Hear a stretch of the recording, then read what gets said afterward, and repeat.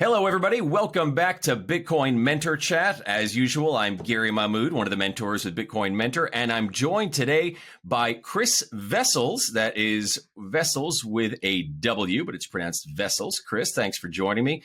And if you'll be so kind to hang on, I'm going to read your bio right off the screen.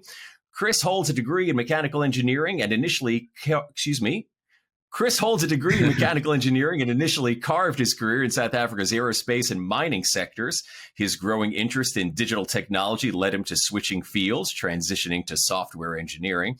In 2004, he relocated his family to Australia, where he took on roles as a software engineer, product manager, and later CTO at E5 Workflow. Under his leadership, E5 Workflow became a dominant force, adopted by over 70% of Australia's private health insurance providers. In 2020, the global government lockdowns and inflation induced a lot of economic hardships for friends and family and accelerated his journey down the Bitcoin rabbit hole. Chris is now convinced that Bitcoin is the most significant technological discovery of our shared human history. I would think maybe wheel or fire, but all right, we'll go with that. Ushering a new renaissance built on cooperation and peaceful coexistence through its implicit incentives derived from its corruption and censorship-resistant properties. A fierce promoter of sovereignty via self-custody, Chris resigned from his role as CTO in order to devote himself to the mission of Bitcoin. Chris, thank you very much for joining me today. Oh, thanks so much for having me, Gary. It's great to be here. Bios always sound awesome, don't they? They miss out some of the more colorful details of one's past, but you know. It sounds really impressive to me. You and several of our other mentors have these amazing bios. And then I look at myself and I'm like, government drone, meat puppet. I'm like, Jesus, these guys are really qualified. So I'm always impressed. And it's just great chatting with my fellow mentors. I've learned so much. I'm with you, by the way. I've told people, like, I think Bitcoin could go down as one of the 10, maybe 5 greatest inventions ever for mankind. I think I'm still putting wheel and fire up there near the top, but you're going Bitcoin all the way at number 1, huh? Yeah, I'm into cosmology and origins and that kind of stuff, and I look at things. I think especially since they discovered DNA in 1953 or whenever it was, and we realized that life is actually information, and you see in our evolutionary history this injection of information. You have the Cambrian explosion and these different periods where kind of new body parts are introduced, which means new information is introduced, and then it has this forcing function on humanity. I mean, an example of that being things like like the person of Jesus Christ, where you have all of history, the calendar going back to this period, and it starts to shape humanity in a different way. I see Bitcoin at that kind of level, that it's been introduced into this lump of dough called humanity, and the incentives that start to play out around that take us on a completely different course. Just like from an evolutionary perspective, you have we select for something new that we haven't seen before, and it creates a different direction. It takes time to filter its way, like kind of yeast through that lump of dough. But it has this enduring effect. And, I didn't coin this, but I've heard people we'll talk about a time BS. I mean, it was pretty BS before Satoshi, right? Yeah, that's what we'll call it. Yeah. And, life after Satoshi, I think it's that profound. Yep. Yeah. I'm accused of being an idealist quite often, but, I'm a happy and optimistic idealist. I'm really with you. I think it could be one of the biggest things ever. Still, I'm putting fire in the wheel at the top. Bitcoin maybe number 3 or number 4. You brought up some really impressive things. DNA discovered in 1953. I did not know that was the year. I'm going to assume you're correct about that. You seem like you know what you're talking about. And it was the 50s for sure, yeah. Was it? Okay. Yeah, Watson and Crick, yeah. Take your word for it. And then you talked about the Cambrian era. I did study, the dinosaur times, and I know that was before the dinosaurs, if I'm not mistaken. Yep. Thank you. Yep. I'm very proud of myself. I feel like I should end the podcast here because that's probably as impressive as I'm going to be for the next 45 minutes. But thank you. Probably me too. So I might have been going a little bit hyperbolic there. I am accused of that quite regularly, but no, not at all. Gary, I mean, the more I'm stoked to see. I just saw it this morning. Safe is got his fourth book coming out in March next year. I don't know if you've seen. I saw. It's his first, work of fiction. Work of fiction, yeah. I'm kind of curious. Yeah. Up there with Ayn Rand and those kind of works of fiction, perhaps, you know what? I'll show you this. Full of truth. I hope it doesn't wreck what we're doing here, but this is on my wall. I don't know if you can see it. That is the cover of The Fountainhead. Yeah, I recognize it. Yeah, I'm a bit of a fan. That actually, in all seriousness, that is the book that inspired me to quit my other job and pursue kind of a career in acting. And that's a whole other story. But I had fun doing it. It was an inspiration in an attempt to be as objective as possible, since that is subjectivism. Probably a bit verbose for my taste. It was about an 850-page book. She probably could have made her point in 600 flat. But you know what? Yeah. Let her do her thing. She's done some great work. Yeah. How many pages is Atlas Shrugged? I can't remember. I think it's more than that, isn't it? Yeah, that was, I think, like 1150. And I'm like, you could have done this in a solid 8. Like, there was a 77-page monologue. I'm like, I get it. I get what you're saying. Lower time preference back then, right? People had time to read that kind of stuff. Yeah, I know. So Saif is coming out with a work of fiction. Now, have you read his other 3 books? Yeah, absolutely. Okay. Yeah. Obviously, I've read Bitcoin Standard. I'm only now in the middle of the Fiat Standard, so I haven't finished that one yet. And his principles of economics is outstanding as well. I have not finished that. I've taken a vow of truth, so I have not finished that one. But I did read the Bitcoin Standard and the Fiat Standard. But I bring it up because from what I understand, what he's doing is kind of rewriting the 20th century and what it would have looked like on a hard money standard. Yeah. And that's the thing that keeps me up at night, right? Is like what the world would look like where the returns on violence are so low that political exchange based on coercion and the threat of violence just is not worthwhile. Yeah. And then this notion of, Jeff Booth's classic thing about the scarcity and money creating abundance everywhere else. And the fact that, if I wake up in the morning and I haven't got anything I've got some burning idea or whatever, I'm going to go surfing. And while I'm surfing, you got Elon Musk on the other side of the planet, and he's come up with Starlink, and he's adding to our collective stock of goods and services. And because that stock is going up, that value is flowing to me in the form of increased purchasing power in my Bitcoin. But I'm sitting on my surfboard, and then, I have some amazing idea while I'm sitting on my surfboard. And I love to work like this, right? I love to work around projects. And get obsessed with something and go hard and like hardly sleep. You're just kind of just obsessed with this thing, get it to a point in time where you completed it.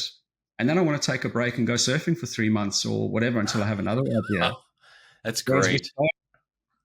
Homogenized. And I mean, we can probably talk about this a bit in terms of why some people get Bitcoin and why it don't. But, you kind of grow up in this environment where it feels like you constantly, there's this forcing function into this mold of conformity, which is not values-based. It's around, I was joking with Dale about this the other day, how in the corporate world you have a role, and you as an actor kind of get this. And I always felt in that world that I was playing a role. You kind of this hip, which is great from an acting perspective, but, I suffered from that imposter syndrome where one's constantly feeling like one's going to get found out and one should actually know more than one does know.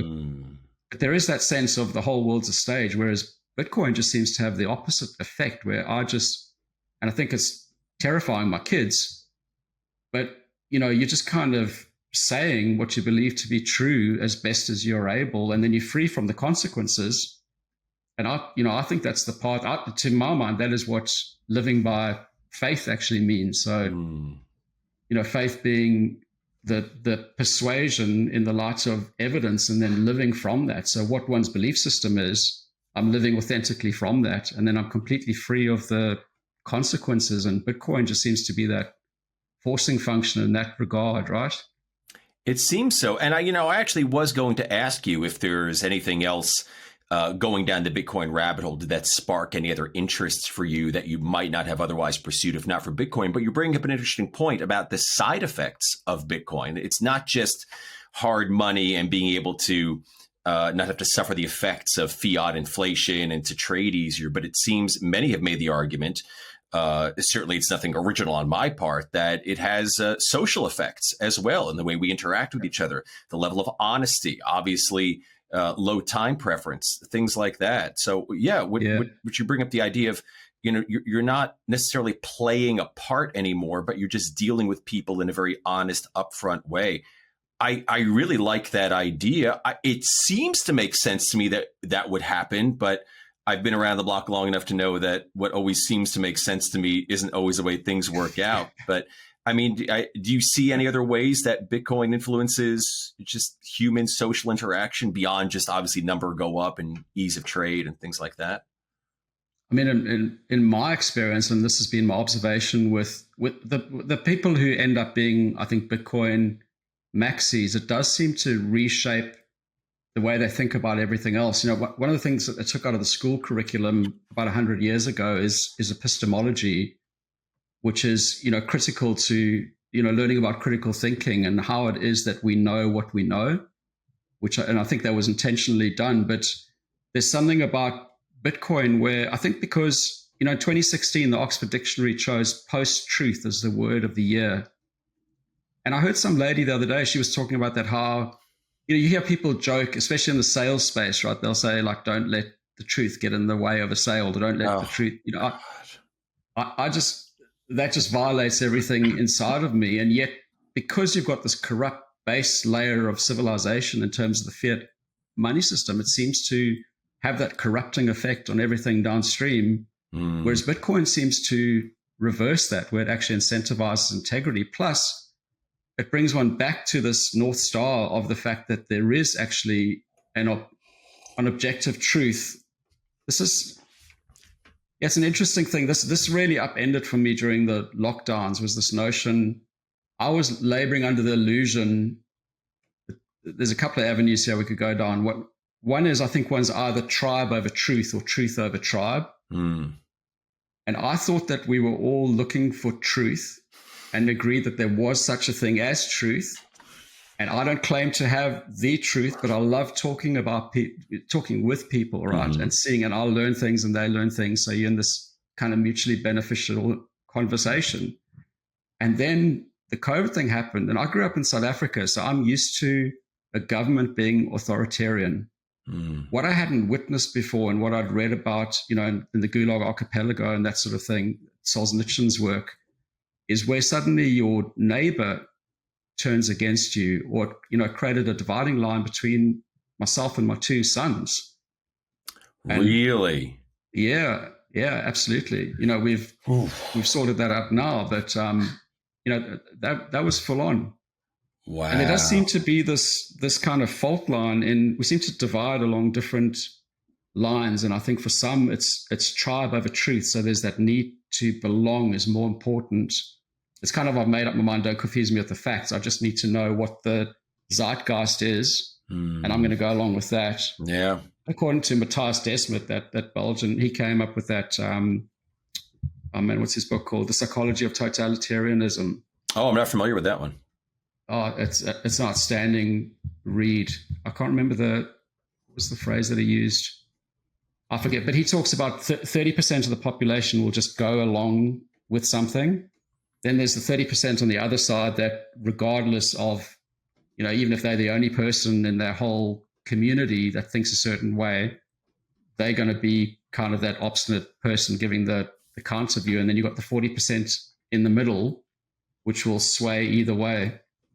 Interesting. Now, my guess, if you'd have asked me what you think the percentages would be, I would have thought that the first one you said, the 30% will just go along to whatever everybody else is doing. I would have thought that would have been higher. And the one you said where it's the people who are going to go against the groupthink at 30%, I would have thought that would have been much lower. But maybe I'm wrong. Maybe I'm giving myself too much credit as a contrarian. Maybe there's a lot more of me out there than I think there are. Yes, I didn't mean to dilute, the kudos of being in that group, right? But wow. I think it's not empirical, but that's his sort of observational breakdown. Sure. And I might be butchering it slightly. No, it sounds interesting. Yeah, I'd like to learn. But, he talked about, what we went through as a form of hypnosis, where it just seemed like you were dealing with this, neighbors who I was friendly with, and suddenly, we were running these. We had this amazing house we had a driveway where we could park about 30 cars, and we could have an audience of 80 people downstairs. And my wife's a soprano, so she's amazing and like an amazing jazz singer and stuff. And we used to have these concerts down there. So during the lockdowns, people would park all around the neighborhood and then walk over in the dark and, trying not to be spotted. And we had to black out the windows because you're in fear of. And in fact, the one night, this Russian lady, Katya, she came, and I'll never forget it. So she's married a guy who was doing a documentary in Russia in the early 80s. She was the interpreter, and they fell in love, and it took him about 4 years to get her out of there. And the one night we at this concert, and it was cool because we had it was like a anti-social distancing policy once you were in this concert area, right? Because everyone's keeping 6. It was just insane. And she said to me, she looked at it and she had tears in her eyes. She said, not since she left Russia did she have that sense where she was afraid of what she said and who she said it to. And just how quickly that all happened, right? So yeah, for me, there was just the social contract broke, and I just wanted to leave, which we did, yeah. I mean, I've always thought, as cynical and as sad as it is, I've always thought that the overwhelming majority of human beings would turn on their neighbors or whatever fairly quickly if the circumstances made them lean that way. Unfortunately, I hope I'm wrong about that, but maybe it's just the cynic in me. Yeah, the older one gets, the more cynical one often gets. But perhaps what you're describing sounds like you had to black out the windows and not let anybody see coming in and out of the dark. I mean, it sounds like a family in, a Jewish family in 1940s Germany trying to have a bar mitzvah in the house. Like yeah. I mean, I don't mean to belittle that horror, but the idea that we can't let anybody see and hear oh my goodness, that's crazy. There's parallels for sure, right? And those things, you look at it and you think, well, why didn't the Jews just leave Nazi Germany in the early 30s, right? But it's never the sudden moment, isn't it? It's just this. Just this little piece of, I can't sit on a park bench. That's a little bit inconvenient. But, there's other places I can sit. And then suddenly, I can't use that swimming pool. Yeah. And then, what's the effect of Bitcoin on that? And that's the only thing that made me concede to come back to Australia, because this is where my family wants to be. But the knowledge that, if push really comes to shove, I know that I have this stash that, we can go. I mean, this was happening during that time when I was leaving, because it was unclear if I was going to be able to get permission to travel, to leave the country, because I hadn't got the shot. And I was actually in dialogue with a group called the Freedom Travel Alliance, and they were doing private flights. Probably shouldn't give away some of the stuff that's going to go on YouTube, but there are ways. But if you haven't got capital, if we have a central bank digital currency or something like that, one's just, you got a number on a screen, and you feel all right, and then all of a sudden it's like, oh, you haven't got that. You're stuck here. Mm-hmm. Yep. And the government doesn't like what you're doing or what you said or who you voted for. Yeah. Freeze your bank account. Yeah. And it happens here in the States to a degree, depending upon what type of business you're in. Don't freeze your bank account. You can't have a bank account. I mean, we think maybe, that's just in, places like Red China. Like, it happens here to some degree. 100%, yeah. And even then, just the societal pressure in terms of self-censoring, how many people actually feel free to say what they think? Yeah. And how many businesses are like, listen, no actual government employee has come after me, but I don't want to go into this area of business, whether it's, it's a thing these days with, say, with medical marijuana or, dispensaries, banks, they can't bank themselves. And it's not a particularly big thing for me. I'm not somebody who uses that sort of thing, just not my personal jam, but somebody should be free to if they want to, and they will self-censor that. Well, no, I don't want to get into that business, even if a government agent never came to me, because if I do, they might get on my case and do an audit of the bank, and it's better just to not go in there. Yeah, government. I remember reading somewhere, government only really needs to enforce like the laws 10% of the time to actually have the law be effective. It's something like that. Which then you understand why they go so hard after, the Elon Musks and the Donald Trumps and whatever, people, the Julian Assange, for example. Yeah. Yeah. We'll make an example out of you. And now everybody's seen it. Everybody knows. Because I think if the government, in our government, even in the United States, but most any government, if they try to enforce the law 100% of the time, they simply don't have the resources to do that. They couldn't if they wanted to. Yeah. So it's back to that political exchange, right? It's just the threat, that coercive threat of violence or threat of that level of censorship or whatever is enough to cause people to self-censorship and adjust their behavior. But hopefully NGU is a forcing function, and more people being able to do the Elon Musk GFY number, and then that influences the 40%, right? And then the truth seekers become the majority. So that's the hope, anyway. Bitcoin is hope. Yeah. I don't know what the timeline's going to be, but hopefully, for my kids someday, and they're currently, 8 and 6 years old, hopefully they live in a world that's a bit different than ours. And I hope so. And stepping back Dream from that, of every parent, right? Yeah. And stepping back from that, I always try to say this, as much as we, talk about our critiques of our current world, we do live in an amazing time, an amazing age. And I live better just by virtue of where I was born and the year, the era in which I was born. I live better than 99.9999% of humans that have ever existed. So as 100%. Much as we're critiquing these bad things, and they are bad things, we also live in an amazing age. Absolutely. And I think, it's the appreciation of that makes one then be willing to do something about preserving it, right? Yeah. Yeah. Because exactly. I don't know who said it, but the evil prospers when good men do nothing. I think that was Batman. I could be wrong. Was that Batman? Yeah, probably. Yeah, it was someone of that kind of credential level, but probably. Well, I don't want to. What's your view on? Let me ask you. On Batman, Dark Knight was the best movie. Continue. Continue.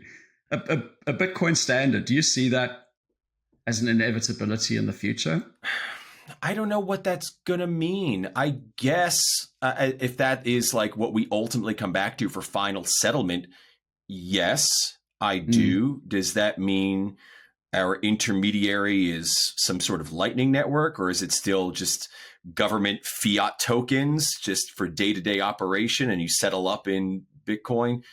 I don't know. And I don't know what the timeline would be. What do you think?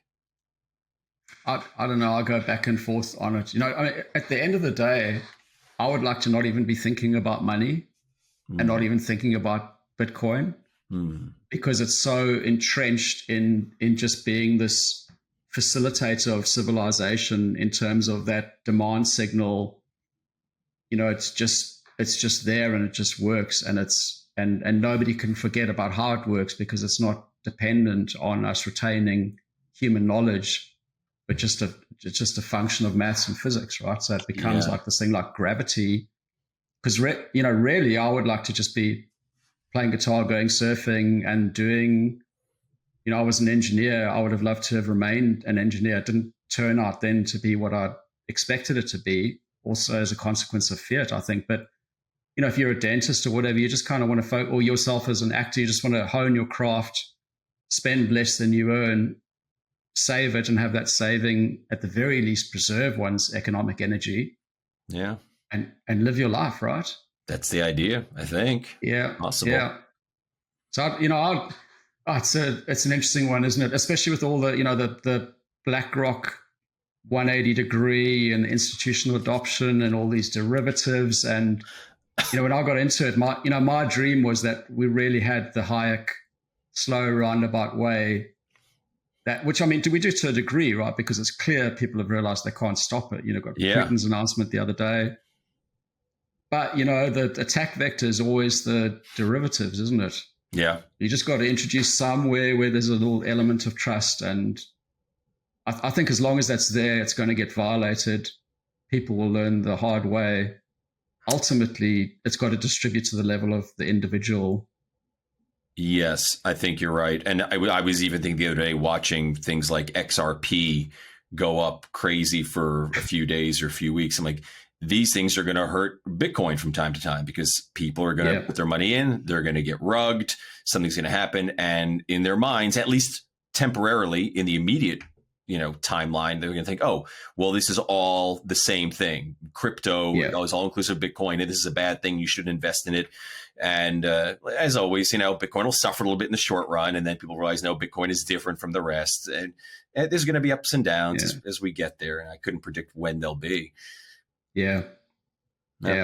I mean, the cool thing is just being able to, I suppose, the fact that there is this potential. I love what Jeff Booth is doing. I don't see him as prolific as I used to see him around. Maybe I'm just not paying attention, but he seems to me to just be, he's just made the decision. I'm going to go off and build this world that I want to live in. You guys can all carry on over there and shout at each other and try and come up with a political solution. But we're just going to build the future that we want to see. And I think the more of us that are doing that, the better. Yeah. And that's often a political way. And I know there's a term for it, and I forget what it is right now. So forgive me. It's a little after 9 my time. And that's the excuse I'm going to make. I appreciate you doing this so late. No, not at all.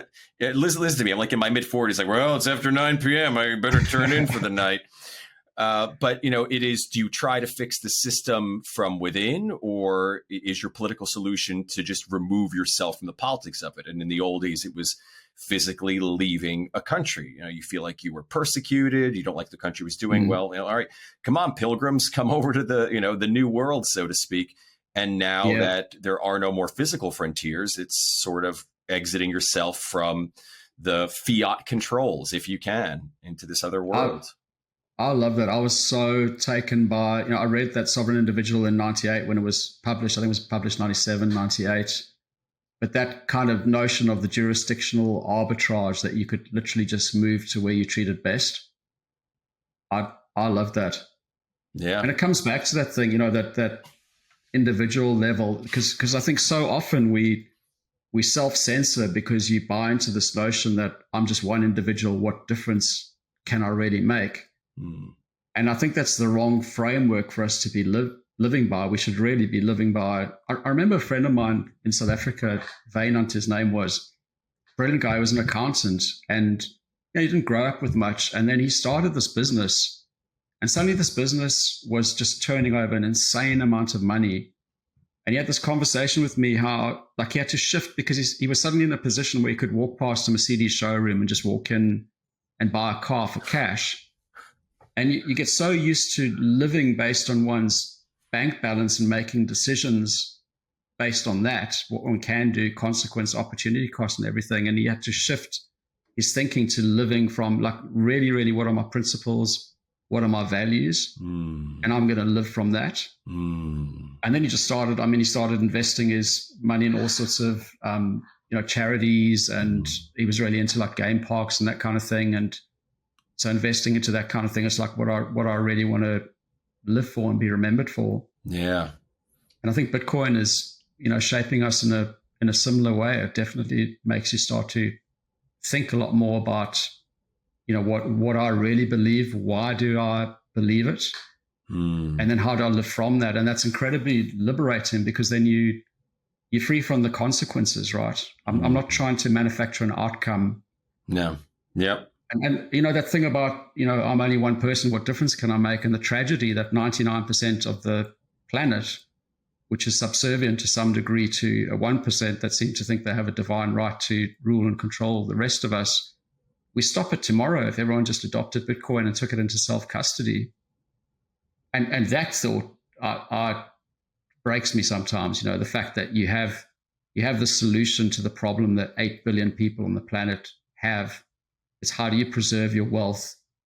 It was said again 2,000 years ago, this dude called Jesus of Nazareth said, store your wealth in a non-physical realm where moth and rust can't corrupt it and thieves can't break in and steal it. And you think, man, Bitcoin has opened this, I think Saylor describes it, this energy bridge into this portal into cyberspace. We have connected the physical realm to cyberspace, and we can store information in there where it can't be corrupted or stolen. It's just so profound. It really is. And the way you just put it now and the way Saylor puts it sometimes, I kind of sit back in awe. And like, I agree with fundamentally what you're saying, but I never thought to put it like that. And it's wow. It's a little mind blowing. Oh, he does it so much more eloquently, right? I mean, he talks about this space previously inhabited by ghosts and ghouls or something like that, and it's incredible. That dude's just unreal. Yeah. Chris, not to make a horrible segue, a very awkward segue, but I do want to talk about you a lot. As much as I love talking with you about Bitcoin, I could do this all night. I do want everybody to be able to get to know you. So as much as you're inclined to talk, you did say that you grew up in South Africa. And when you were a kid, I guess I have a few questions. When you were a kid, what did you envision yourself doing with your life? And also, at what point were you inclined to leave and move to Australia? And by the way, you are the second Bitcoin mentor who has a very similar background. Dale Warburton grew up in South Africa, moved to Australia. So I don't know if that's a thing, a trend. Is Australia the pipeline from South Africa? I don't know, but yeah, what you grew up envisioning, and what made you move? It's funny that you mentioned Dale. I mean, wherever you go in the world, you're going to find South Africans. We're all over the place. There was a song called "The Scatterlings of Africa" years ago by a South African guy, Johnny Clegg. But Dale and I were both born in Johannesburg. Dale and I both moved to Cape Town. Dale and I went to the same school in Cape Town, although a number of years apart, I have to say. No. So there's a lot of similarities there. I think what did I want to do? My earliest memory of what I wanted to do was I just loved kind of the outdoors. There was a period where I actually wanted to go and farm. So I had two grandfathers who were they both came from poverty and both were self-made men. And I kind of grew up largely under the benefit of that. So it was a very privileged upbringing. Both of them were pilots. So a lot of people in my family are pilots. I've got two airline pilots. My uncle was the chief pilot of South African Airways for 40 years. Wow. So then I wanted to be a pilot. So I had a pilot's license when I was 17. So South Africa, you can get a driver's license at 18 and a pilot's license at 17. So, here's the insanity. My mom would have to drive me to the airport and then I could take her flying in an airplane. So that's crazy. I grew up with that privilege. But then I started surfing. And then I've always been an obsessive kind of personality. So I got really hardcore into surfing and traveling as a outworking of surfing, particularly all around the African coast. And then, I had quite a checkered school career. So our matric, which is the final year of school, it took me 2 years to do that. I think I was always kind of quite comfortable as the unrealized potential character in the school. That was my you as well. Yeah. So I would either, I'd get a teacher who would just inspire me, and I would get, my final year I got a distinction in English because I just adored the English teacher. She just inspired me around English. So it was great. And then everything else, I failed almost on principle. It's funny. I remember doing a survey. I was at boarding school. And really what I needed, Gary, was I think I needed a kick up the backside and to be told, hey, listen, dude, you are like in the most privileged of the most privileged. You've got this incredible opportunity. Go and actually make something of it. But, I knew everything at 18. Of course. And I'd interview people at school as to what it was that actually motivated them to work. Because I just couldn't do it. If it didn't make sense to me, I couldn't invest the energy in it. And I never got a good answer to that question. Most of it was, if I don't work, was this a lot of farmers at the school, because it was this very small town in the Eastern Cape, an hour away from Jeffreys Bay, which is one of the best surf spots on planet Earth. So that didn't help my academic career either. But, for most of them it was just, well, my dad will kill me if I don't work, right? Which is probably a good motivator, yeah. Sure. Yeah. And then I went straight to university because we had military conscription then as well. Oh, I didn't know that. So I was, yeah, absolutely. And at that period too, so actually it was a 2-year period. So my 4-year degree took me 7 years to complete. So I took the scenic route. And I look back at it now and I think, man, I would love to do engineering again and actually be there to acquire knowledge, as opposed to just figure out how to pass exams. But I just wanted to go surfing and live a fairly hedonistic lifestyle, to be honest. Yeah. So that was a meandering 7-year route. And then, for the year and a half that I was dropped out, I was having to change my address because the military police would come and knock at the door at my parents' house, wanting to know where Chris was, because I was supposed to be called up to do military service. But it was all unraveling at that time. And, that's when one of the really kind of, I suppose, life-shaping experiences happened for me, which is when I read Nelson Mandela's book, Long Walk to Freedom. Mm. And having grown up in apartheid South Africa under censorship, it was illegal to have a photograph of the guy. I didn't even know what he looked like. Oh, wow. Yeah. I didn't know that. Absolutely. It was hardcore. Wow. And, it was, all I knew about him was that I was told he was a terrorist who was going to blow up half of Johannesburg, and he's lucky that they didn't hang him, which it is fortunate for the world that they didn't hang him. And then I read his book and I got his perspective, and that really changed me in terms of how wrong one could be about someone or something, and the degree to which your shaping could be thinked if you're not exposed to the counter argument. So, I really, we've been railing against this thing in Australia. They've been trying to push through this. They call it the Misinformation and Disinformation Act. Now they're calling it the digital. They keep rebranding it and trying to shove it through. But at the end of the day, it's about controlling the narrative. Yeah. You know what? I know nothing about it. I know nothing about modern South African politics. You didn't even need to tell me it was about controlling the narrative. But when the government comes in and says we're going to stop misinformation or disinformation, that just equals censorship. That's all that is. That's all you need to 100%. Say. We don't believe in the merits of our arguments, so we're going to shut you down. I mean, you remember that thing during the so-called pandemic where, and I got hit with this one hard on Facebook and stuff, which I left, but the doing your own research, and you get hammered with this thing like, you're not an expert, you're not a virologist, you're not this, you're not the other thing. I was working on a limerick this morning about that. I was remembering it. I've got this, I'm going to give it to you. You can cut this out, Nate. This is the grave of Carmela Birch, who shamed us for doing our own research. Expert she shouted, while her virtue she touted, but now she sits under in Southend. Nice. It's kind of, bring it back to Bitcoin for a second. It's one of the things I love too, is that it's, that feedback loop of the consequences in Bitcoin are with you as the decision. I mean, I've made some terrible decisions in Bitcoin, which every time I think about it, I go cold in terms of Bitcoin that I've lost through my own stupidity, not living by, not your keys, not your coin, that kind of thing. Right. Yep. And you carry a couple of scars, but man, you learn those lessons. You learn. Whereas in fiat land, I think there's that Ayn Rand quote where she said, in business, when you make a bad mistake, you suffer the consequences. And when a bureaucrat makes a bad mistake, you suffer the consequences as well. So exactly. They jump off the cliff and we plummet to our death, right? Yep, because exactly. They just violate that feedback loop because they can. Yeah. It's a pattern interrupt. Yeah. Yeah. Well, to bring it back to you again, another very bad segue. I love that you want to talk about all these great things, as we should. I do want to know, you went to Australia, and what was it exactly? You said it was around the pandemic that made you kind of go down the Bitcoin rabbit hole. Had you been reading about it at all beforehand? Did you have any interest in it before 2020? So, yeah, I did. So the first Bitcoin I purchased was in 2018. Okay.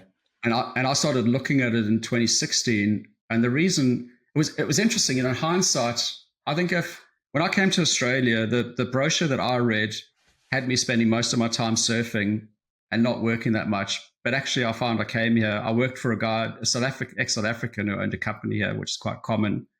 I'd never worked so hard in my life. And I had read The Creature from Jekyll Island.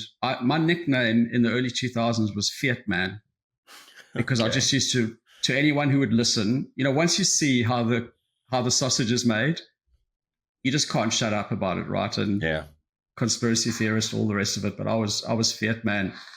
And then I think I got tired of just shouting in the wind, because what do you do about it without something like Bitcoin? Yeah. What can you do? I didn't recognize Bitcoin as the answer to that until kind of 2019, 2020. What happened in 2016 So I'm the CTO, and I get asked a question by one of our board advisors. He says, "What do you think about blockchain technology?" And I wasn't paying attention at the time. I didn't know what that was. So it's kind of embarrassing as the CTO saying, "Well, what's that?" And I got, the classic answer, which is, "Well, that's the real innovation behind Bitcoin, right?" Yeah. Bitcoin is just the first application, but I mean, the thing that's really going to change the world is blockchain, right? So I started digging into that, and I was thinking, man, this is just a really slow database. And then I was on some of these, you get these insider things telling you what the latest shitcoin is that you should buy in this basket of this and basket of that. And I was looking at that, but I was starting to buy a little bit of Bitcoin. And so I started stacking in 2018. So I was like 5 years after you. I think you started in 2013. 2013, yep. Yeah. But then when the COVID thing happened, I had time on my hands. I think it was the Sailor series came out end of 2019, 2020, right? I don't know when. I only listened to it for the first time like a year and a half ago or something like that. Oh, really? So, yeah. So it blew my mind even then. I'd already been in Bitcoin for a while. I didn't realize it came out in like 2017 or 18 or something like that. No. It was in 2019, 2020. 2020. I think it was 2020. Yeah. Okay. Yeah. Yes, it had to be because Sailor didn't get into it until 2020. So it had to be then. Yes. Okay. Yeah. But that was, and then, watching how things were playing out, and especially that experience of, we shut our company down a week before they did the government lockdowns because it was a weird time, right? I mean, you saw this footage in Italy and in China and all this, and you think, oh my gosh, I don't know what this is. We're an IT company. So I just sent an email out on the Sunday, I think it was the 8th of March, and just said, hey, work from home. And we could just do that straight away. So everyone worked from home. I then, as is my habit, started just trying to find out everything that I could. And it was in April that it was John Ioannidis from Stanford University, and he brought out the study on that Princess Diamond. So you had that ship, which they'd quarantined with COVID. So you had, all different age cohorts. And it was very clear from that, at least I thought so, that this was a nothing burger and we didn't need to panic and it was all going to be okay. And I just remember this experience of then speaking to people at work and saying, hey, it was almost like I've made up my mind. Don't confuse me with the facts, right? So you bring this information that's counter, and it's just this pattern interrupt. And Yeah, lizard brain turn on. You have the fear, and that's it. You can't try to reason with somebody who's in that mode. Go on. Yeah. Man, so then, and then you start realizing that all of that stuff is downstream of money. Imagine 2020 comes along, the government, their only option is direct taxation. So with the money that they printed in Australia, I believe the number is it's about $180,000 worth of debt that they've added to every man, woman, and child in Australia. But if they had to do that at the start, right, and they come along and they say, hey, Chris, we're going to have to shut you down. We're going to destroy the business your wife's built up and everything. But, there's this really scary virus coming along. It's going to cost you 180 grand. Are you good with that? I think a few more people might have thought, you know what? I'm going to go and do a little bit of my own research. Yeah. And we'd have a different outcome. So, yeah. And that's the argument that, you made at the beginning and that many have made, when it comes to war. Hey, let's just go bomb these kids overseas or go pay for somebody else to bomb them. And I guess it's not really directly coming out of my paycheck that I can see. So I guess, sure, go ahead. I mean, it's sad, but that's life. What are you going to do? Oh, but if we live in a world where it's like, we need maybe $20,000 or $30,000 from you up front today and maybe another 20 or 30 grand next month to keep doing this. Whoa, hey, what are we talking about here? And suddenly, why won't somebody think of the children becomes a lot more important than it was before. And, you could argue that that's a sad commentary. But on the other hand, it seems more effective to try to understand, what human psychology is and what people value and work within that instead of trying to change the fundamental nature of man. So, Bitcoin works within our own psychology, our own disposition as humans. And I think, like you said, it helps. It works for the better. So great. That's the idea anyway. Will it turn out that way? I hope. We'll see. I hope so too. I can't help myself. I follow what's going on in El Salvador every day, and you see little things like they had, I think the number was, and I might be getting the number slightly wrong, but the proportions are correct. They had about 360. Do you guys say mayors over there, or in Australia they say mayors? I can never get used to it. Oh, like as in the head of a town? Yeah. Mayor. Yeah. So they had 360 something of those. I believe the number now is 26. And it's not because Nayib Bukele has fired all those people, but there's no longer any incentive to be in politics. It's great. My one grandfather was a mayor in South Africa. And I remember him saying to me, because there was a big push, they used to have to sign all of their correspondence, your servant. His name was Johan Wessels. So they say, your servant, Johan Wessels. And the other people found that demeaning. Other politicians found that demeaning? And yeah. So there was this big push to not have to sign their correspondence. And he just said, that's the beginning of the end. Oh, yeah. Yeah, because you are their servant. It's so trite. We say it. You hear it on TV and in the movies all the time. Like, I pay your salary. Well, yeah, we do. You work for us, and so you are our servant. There's and that's when I see people. Like I said, I worked on. I think you may have heard in a previous episode that I worked on Capitol Hill here in the U.S. for 6 years. Yeah, and maybe one of the best things I've taken from it is to in no way be impressed or in awe of anybody in any position of government power. And so many people see them, especially the president, who's almost in the way our government system works here, where it's not a prime minister, but the president sort of functions as, yes, head of government, but also sort of head of state in the way a king would. And I'm like, aside from the argument I would make that we've kind of gone away from the Constitution, that's more or less what we're doing. We're electing a new king to 4-year terms every time. But that aside, these are not divine people. What they are regular schmoes like you and me.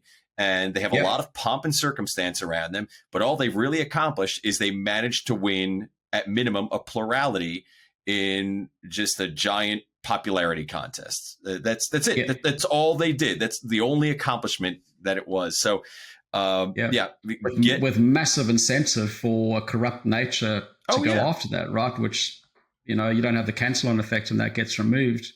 Yeah. I love what you're saying, because it's that, Rousseau said it, right? He says, no man has a natural authority over any other man, I think is basically the way that he framed it. But it's so easy for us to lose sight of that.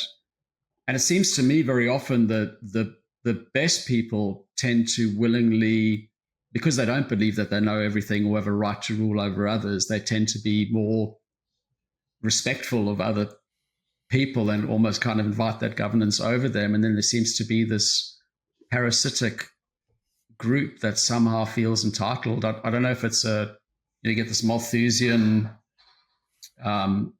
what's the guys who it's kind of an active evolutionary perspective, eugenics. Okay.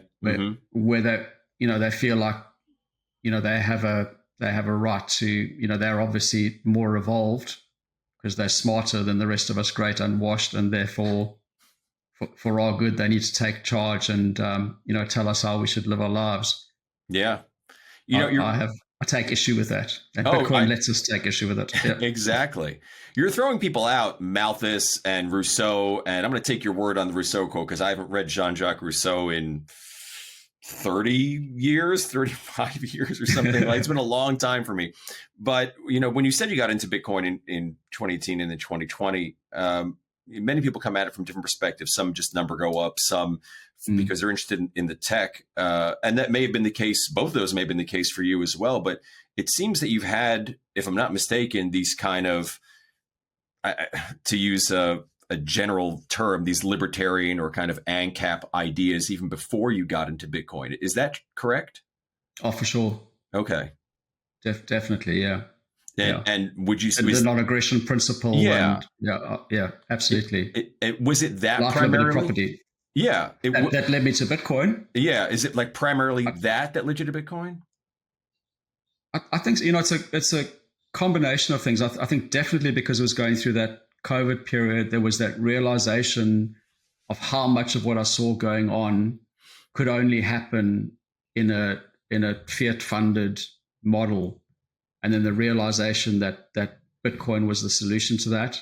I think realizing that it was what was predicted in the sovereign individual, that there was going to be this, theft resistant internet money effectively.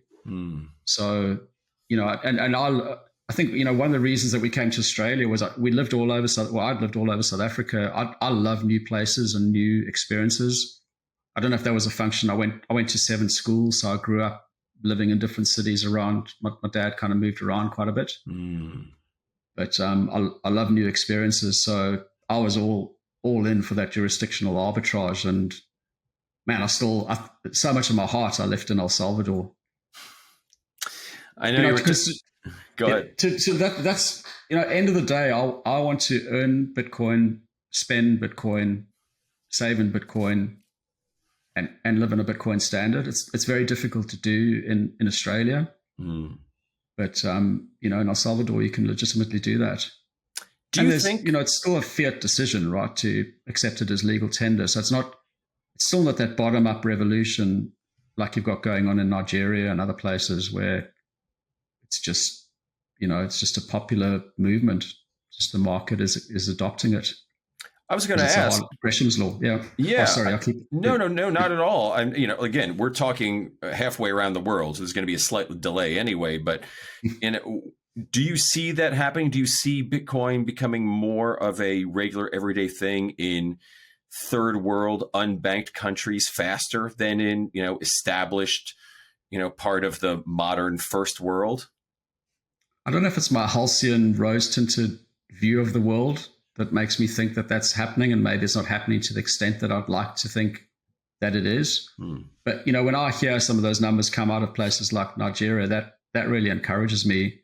And then you've got these circular economies, developing, like the Bitcoin Akazi one in the Eastern Cape, and there's another one, Bitcoin Witsand, and there's a couple through Africa. So, in Africa, there's more mobile phones than there are people. So, because there's, the mobile networks are throughout Africa largely, but you don't have the infrastructure for landlines and that sort of thing. So a lot of the communication is done over mobile. Yeah. And I'm sure you've seen some of those video clips of guys, they're sending, Bitcoin transactions in an SMS message and that kind of thing. Yeah. Yeah. And, for somebody to be running a little informal shop where, previously with taking cash, the danger of somebody coming and stealing that cash was profound. Yeah. Now the fact that you can just accept Bitcoin. I'd love to. I've traveled quite a bit through Africa, but all pre-Bitcoin. I'd love to do a trip and really kind of see what's going on the ground. But just, anecdotally, in May, being back in South Africa, and I hadn't been back for a year, and there were a lot more places that were starting to accept Bitcoin than the time before that. That's fantastic. And it's so often someone comes and buys a coffee and just says, "Hey, do you accept Bitcoin or whatever?" And the guy says no. And it's like, "Okay, well, do you want me to set you up?" And it's okay, well, I'll give it a go and see if people start using it. And then, people see it and they start using it and the word goes out. There's a place that accepts Bitcoin. And yeah. That's great. That's the way. If I could pick how it happens, I would love that bottom up. Oh, that would be fantastic. I would love that. And I have to say, that is kind of a mental conflict that I deal with a lot. And I talk to some people about it. I'd love to hear your opinion. We see here in the United States, obviously, I think it's pretty clear the election of Donald Trump has caused some pretty quick number go up because of his promises for strategic Bitcoin reserve. I would love if he promised to get rid of all capital gains taxes on Bitcoin. That would more impress me, but okay, yeah. I'll take what I can get, I guess. And sure, it's nice that number goes up. That's great. It attracts more people. Sure. But on the flip side, do I want the state owning more Bitcoin? And if I do want the state owning more Bitcoin, do I want some states owning more Bitcoin in preference to other states owning Bitcoin? And do you have any thoughts on this? Again, it goes back to the thing, what I would want and what actually develops, right? Yeah. Do you lean more to the kind of anarcho-capitalist side of the sort of libertarian philosophy and just that there should be no state at all? Yeah, I tend to go along those lines as well. But it just...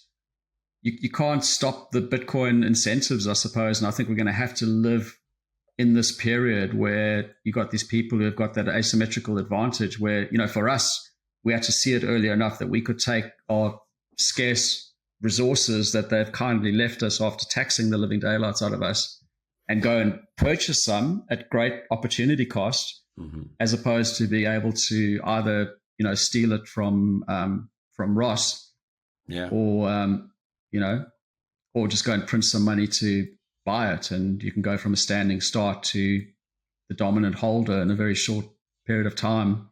Yeah. And one can't do anything about that, right? Unless one wants to pick up a gun. Yeah, exactly. Good luck. Yeah.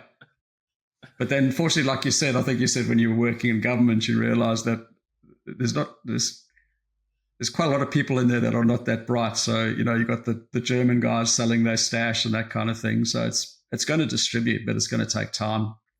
And I do love to mock government agents, but I think in fairness to the German government, this is what I read. There's some sort of law on the books where anything that they've seized, they're required to sell within 1 year or something like that. So I think they were required to do it. I don't know if that's the case. That's what I read. I don't like giving credit to any government entity, but I think that was actually the case there. Yeah. And there's certainly well-intentioned people in there and stuff. It's just, we're just such a function of the incentives that surround us. So, yeah. And I would even argue, I'd say that my guess is that most of the people in government consider themselves well-intentioned. I mean, nobody thinks of themselves as the villain. They probably think that they're doing good things, or at the very least, their paycheck has caused them to convince themselves that they are doing good things, as is often the case. That's the danger, isn't it? Where that number is it's not market feedback. It's, somebody set that by fiat. Yeah. Very dangerous. And then one accumulates wealth and assumes that's because consequence of one's wisdom, as opposed to a consequence of the money printer. Yeah. Well, speaking of a paycheck, since we're all getting fabulously wealthy being mentors at Bitcoin Mentor, what attracted you to Bitcoin Mentor? What made you want to get some sort of a job in the space, and why Bitcoin Mentor specifically? So the job in the space was, I just made a decision, and I might have done it prematurely, but that I was no longer going to exchange my life value for something that somebody else creates for free. So I wanted to get paid in Bitcoin. And then I also wanted to work with people who are self-motivated. The longer you work in the corporate space within fiat, and especially as one's role becomes more senior, so much you're living in this tension the whole time where you've got, you're trying to pay people just enough that they're not going to go somewhere else. And not because you're a bad person. It's just, running anybody, Craig, who owned E5 Workflow privately and started in 1989, to keep a business going in Australia is no mean feat. You really got some serious headwinds. And then you've got people who kind of doing just enough work not to get fired. And so, the thought, obviously, I've always followed Ben in the BT session space. So there was that attraction to it. But then the notion of working just with other people who are knowledgeable in the space, getting paid in Bitcoin. And what I'm looking to do is find any way that I can to try and advocate for Bitcoin. So I don't know if I'm trying to get my coding chops going up again as well. And I just want to do what I can to accelerate the space, and particularly towards, the self-custody. Oh man, you're the one who's late at night and it's my brain that's misfiring. But the emphasis on self-custody. Yeah, exactly. Thank you. The emphasis on self-custody, and that, we believe Bitcoin is only Bitcoin if it's in self-custody. That is the definition, right? It's a peer-to-peer electronic cash system. So, I wanted to work in a Bitcoin-only space with other Bitcoiners. That's great. And it's not disappointed, I've loved every interaction that I've had with everyone on the team. I love having access to that level of knowledge where, it's a space where just, you're just so aware of the fact that one doesn't know everything, but the fact that if I don't know something, I can access somebody who does. And and you think you're doing something right, but then to know you're doing it right because, you've got Ben's stamp of approval, Nate's, or yourself who's been in the space for a while. Don't look to me to get a stamp of approval. Talk to Ben, talk to Nate, talk to Ed, talk to JB. That's all I knew, Gary. Yeah. No, and a few others there who really do know what they're talking about. It's great. What type of protégés would you like to have, or have you liked to have so far? Like at what level, or what type of, what are they looking to accomplish? Who do you like working with? I've got a couple of discovery calls with some other people tomorrow, so I'm looking forward to that. I mean, in terms of who I like to work with, anybody who's interested in Bitcoin, I would love to work with. I think it's a terrible answer to your question, but yeah. No, that's a fine answer, because I can very much tell you right off the bat who I would not want to work with, and that's somebody coming to me like, Gary, I need your help setting up a Lightning node. I'm like, yeah. There's definitely, I haven't done any. I'd like to set up a kind of home mining rig or do something in that space, because that's a blank spot for me. And there's definitely kind of knowledge gaps. Mm-hmm. But then, having the option to point the person at another mentor, exactly, knowing we can cover that. Sure. Yeah. And in this great Bitcoin world of, low time preference and an eagerness to learn, all that tells me is, I guess I should learn about Lightning nodes. Like this is my feedback. Oh, somebody wants to know. I don't know. It's on me to try to figure it out. So that's great too. There's another South African that I've met around here who's also a Bitcoiner. His name's Hannes. Okay. And he lives on this, it's kind of this eco community. So it's got like massive solar and everything, but he's running a couple of S9s in his basement, and he heats the whole home with that. And he's got he channels it underneath their bed for winter. Oh, that's great. It's awesome. He's got all sorts of stuff going on over there. Yeah. That's fantastic. Yeah. Yeah. I thought about getting a miner at some point, just one of those small space heater ones. But Axel. Yeah. Yeah. And the funny thing is, the only thing that's stopping me is the noise, but I hear they're getting much quieter these days. So maybe that's something to do. Yeah. He's got one running in a big kind of vat of oil or something like that. So it's completely silent, and just one of these guys who's just really kind of practical and handy. And he's got this massive workshop. And I've never heard that before. Now you say oil, I immediately thought, is he cooking fries in there? Like what does he do with the oil? That's the coolant. Okay. All right. For the miner. Yeah. I don't know why I thought cooking oil. Like, I got the miner in there, throwing some bacon. Whatever works. Yeah. Yeah. We should have a chat about it. It's like he's got all that seed oil he doesn't eat anymore because he's been and that's working of the Bitcoin way, right? Yeah. Yes. You invert the food pyramid. Yes. Exactly. Cold plunges, intermittent fasting. Exactly. Yeah. I mean, we're coming up on an hour now. We could spend an entire other hour on how does this affect food? How does this affect relationships? How does this affect family and marriage and having kids? I mean, there's so much that many people have talked about. And if you're in the Bitcoin space, you're listening to our podcast, you've probably heard other podcasts talk about all these types of things in depth. Or if you haven't, it's out there. You're bound to find it in Bitcoin. So do you think the wheel in its initial incarnation had a similar societal impact? I would imagine. My goodness, that's a great question. Like how was society organized before the wheel, and how was it organized after the wheel?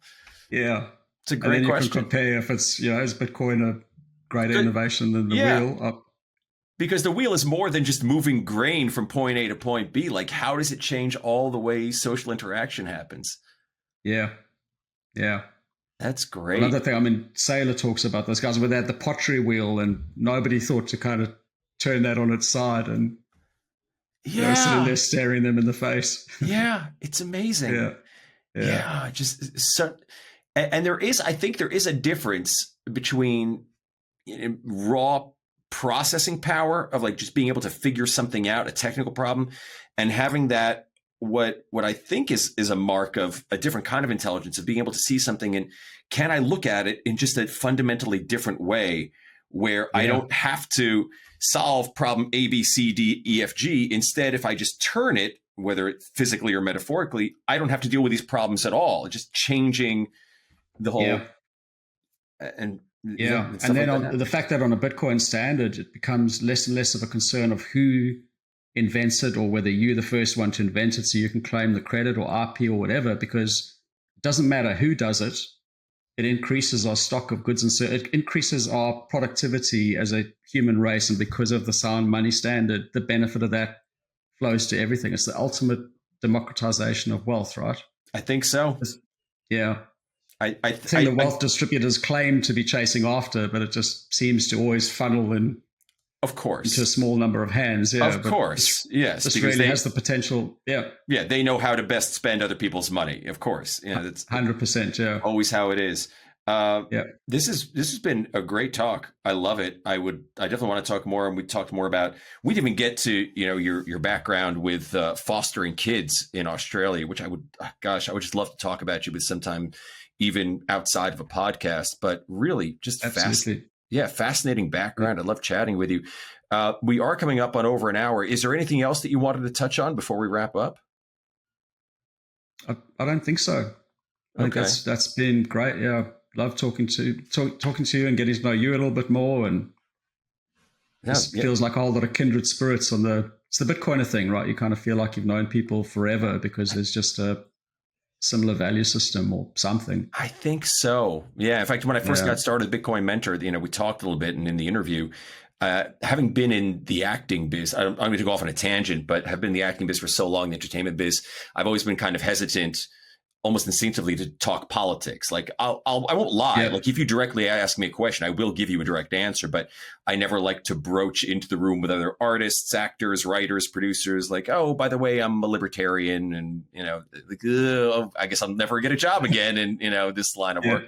So even when Mike and, Ben were chatting to me about it, I'm like, well, I have a libertarian background, but I'm not trying to push my politics onto anybody here. I'm here for Bitcoin and to help out. They're like, no, it's okay. You're in a safe space. It's okay. Here. So it seems many people do have that similar background. But as I always say, you don't need to have that background to appreciate Bitcoin and appreciate low time preference. Bitcoin is for everybody, and there's reasons that everybody should embrace it. It does seem to change. It does seem to change us. It does. Hey, one thing, maybe you were saying anything else. I'd be interested to know your thoughts. There's this meme of never sell your Bitcoin. Or never spend. I mean, I don't know. Is that never spend your Bitcoin or never sell your Bitcoin? Like I think Parker Lewis wrote a really interesting article on this quite recently, on the need to actually spend our Bitcoin. What's your view on that? Are you like, I'm just hanging on to every sat, or do you? Well, I think I talked about this briefly on a different podcast. I did listen to a podcast, and again, I'm sorry, I forget whose podcast it was, not from Bitcoin Mentor, but one of the other ones I listened to, whether it was Natalie Burnell or Safe or Breedlove, or there are a few others, and they were talking with somebody who was making the argument that the act of spending Bitcoin for goods and services increases Bitcoin's value. The act of having it go through the market increases the value in and of itself. So if that is the case, then I'm a very flawed, selfish person, because unlike Ben here at Bitcoin Mentor, who tries to spend his within a circular Bitcoin economy and who's great at it and wonderful, I am very selfish and am holding on to every single sat that I can. And I detest parting with it. I will if I need to, but I'd rather just, here's my credit card, here's some cash, which would be worth a lot less 10 minutes from now. Sure, go ahead. But that's how I personally feel. And if that's a flaw of mine, I accept that. So be it, and maybe I will change. What about you? It's that opportunity cost, right? Every time you spend a sat, it's just, you really become conscious of what you're spending. But I love spending it. I love the spend and replace. And I think if it wasn't, because of the tax treatment over here, it makes it really problematic. But, if I was back in El Salvador, I think I would happily be just, and it's such a buzz over there, right? Just go around and pay for your coffee and that kind of thing. There's a mate of mine up the coast here who's got a coffee shop in a deli, and he accepts Bitcoin, and it's always just kind of fun to go over there and just spend some sats. True. And I do think you're right. If the tax treatment were different, maybe I'd be more inclined to do so. Because every time I have to spend something, like, now I got to keep track of that UTXO. What did I buy it at? What did I spend at? This is considered, a capital gains when, the government comes to get me. I'm like, oh, God. Yeah. Spreadsheets aren't my thing, man. Friction. No, me neither. Anyway, no, it's a really good question. But Good for you that you enjoy doing that. And I think I should enjoy it a bit more when I get the chance with fellow Bitcoiners. Well, it's been great chatting. I love that. Oh, sorry. No. Go ahead. I mean, I was just going to wrap it up, so I don't have to do it again. Thanks a lot, Chris. Go ahead. I just love it. I'm playing around with that honey badger solution, just set that up on testnet and stuff. But that gig with the tap signer and then setting that spending limit policy and then being able to travel and just kind of tap, in places where you can spend sats. I thought that was really, really cool. Yeah, agreed. You got all that redundancy baked in, but you've also got that convenience in setting your own policy. And yeah. So it's getting, the tooling's just getting so good. Yeah. Some great stuff out there. Yeah. Maybe they drop the tax over there in the US.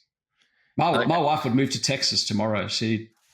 Texas or Montana or one of those places. I need coastline. All right. And I'm sorry, but the Gulf of Mexico is not coastline to me. No, fair. No, I need a coast as well. I know. And very beautiful place. In fact, I was just there on a big eclipse trip with the family. We went kind of halfway across the country to see the solar eclipse, and we stopped in Galveston, which was really nice. But I'm with you. Give me a coast, ideally here on the Atlantic for me. But why Montana? Out of curiosity. Oh, I think she just loves that scenery, So you watch that Yellowstone series or something like that. And she just had this thing for Montana. So we went up there last year. Oh, we got a car when we went over, and I'd left the car in Tulsa. Oh, with a guy that worked for the same company. So we drove over, picked up the car, drove up through Colorado, went up to Yellowstone. Oh, that sounds great. Up to Montana, and then just had to sell the car for whatever I could get and jump on an airplane. We came back to Australia, but wow. Yeah, that was great. That's bonkers. Yeah. That's beautiful, that driving up through the middle there. And is it the Tetons or what about that mountain range? Grand Tetons? Tetons, that's it. Yeah. Oh, just beautiful. And Yellowstone was amazing. And I'd never seen that much snow in my life. Gosh, I'm going to have to go someday. Awesome. I've never really done that trip, only more eastern half of the country stuff. But I did see the Grand Canyon one time, which is amazing. But that's that's great. When you said Montana, all I can think of, I don't know if you're a movie fan at all, but there's that great line from Hunt for Red October. I would like to have seen Montana right before the guy dies because he always wanted to visit Montana. Anyway, that would have been my wild parting line, I think, if we hadn't gone. I would like to have seen Montana. Yep. Yeah. I hauled her off to El Salvador, so I said, okay, we're going to Montana. So I thought you were going to say, haul her off to El Salvador. I mean, this is close enough, right? It's, it's the same thing. Squint your eyes. And, Exactly. Chris, like I said, it was great. It was great chatting with you, and I really do sincerely want to chat some more. A very interesting background, and I love hearing about all these adventures. I think it's wonderful. So where can people find you on social media? So, obviously Chris at bitcoinmentor.io. If anyone wants to hit me up on that front. Otherwise, I'm on X. So it's Chris at Bitcoin Arc, something like I'm Bitcoin Arc _org, something like that. I can't remember off the top of my head. Guys, just type a bunch of those letters in, who's ever listening, and you're bound to come up on it at some point. You'll come up, yeah. I'm on LinkedIn as well. I've got a blog at blog.bitcoinarc.org. Okay. So it's something I'm trying to do more of is writing. I find that really useful.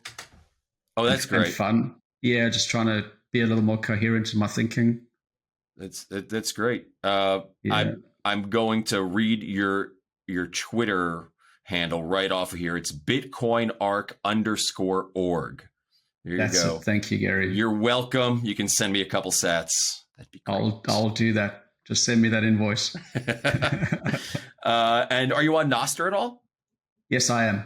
Okay. Yeah. Can you read out your NPub letter by letter?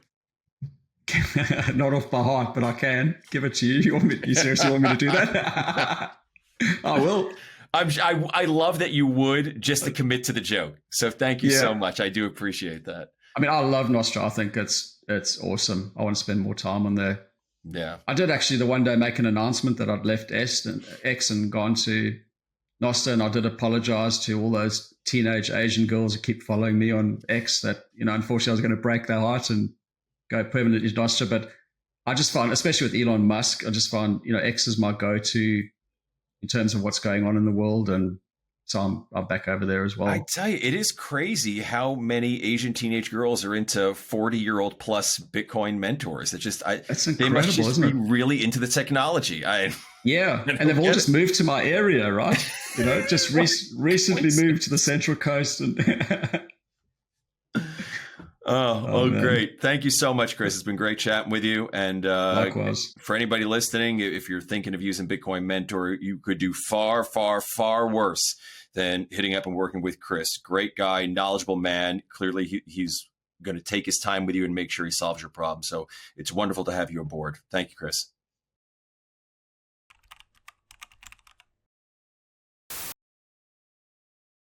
So, Nathan, when you're watching this, you're going to watch this first part, and then you're going to try to seamlessly edit into the second part.